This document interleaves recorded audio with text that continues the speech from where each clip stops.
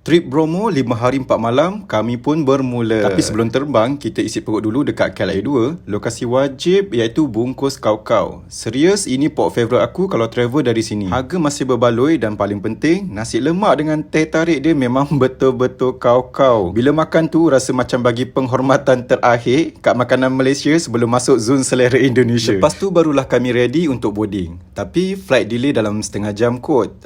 Sebab cuaca tak berapa baik. Tapi tak apa, janji semua selamat dan mood masih on point. Kami berlepas sekitar jam 4 petang waktu Malaysia dan lebih kurang beberapa jam di alam pesawat. Kami pun selamat tiba di lapangan terbang Juanda, Surabaya pada jam 5.30 kurang lebih macam itulah waktu Indonesia. Driver kami dah standby tunggu dekat pintu ketibaan. Memang servisnya tip-top dan cepat. Dari situ kami terus bergerak naik van ke destinasi yang pertama iaitu di Malang. Perjalanan mengambil masa lebih kurang 3 jam lebih something kot macam tu, I'm not sure.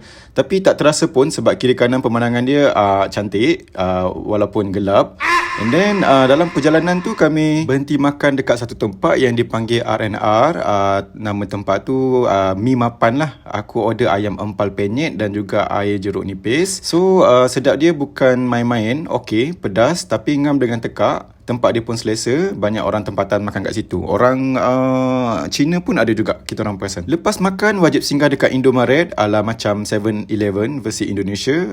Aku ni dah kira ikon Indomaret lah. Sampai kawan-kawan pun gelak tengok aku excited beli macam-macam dekat situ. Akhirnya jam 9.28 malam plus minus kami check in di Faith Hotel Malang. Hotel dia memang bersih, selesa dan lengkap. Ada lobby, ada room service. Kalau siapa-siapa yang lapar tu bolehlah order apa yang nak dia order.